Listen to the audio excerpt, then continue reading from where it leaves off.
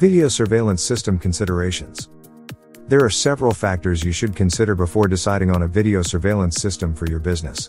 These include installation. The cost of installation becomes a consideration for organizations with multiple locations and complicated setups. Additional hardware, software, and cabling may be required. Pricing. Besides the upfront cost of security surveillance systems, the cost of ownership becomes another consideration. Operational and video footage storage can impact pricing. Type of camera.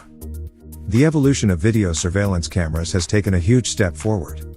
For years, analog was the only type available to industry professionals. With IP cameras, capabilities and features like automatic alerts for motion detection or video analytics in place, it is no surprise that this new technology is replacing its predecessor full force as one continues to be phased out by the other. Type of storage.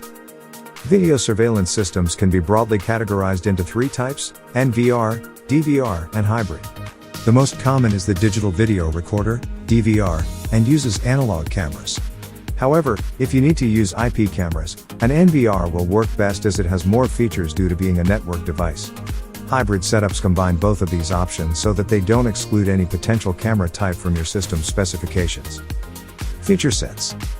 There is a wide range of technologies and features offered in today's video surveillance systems.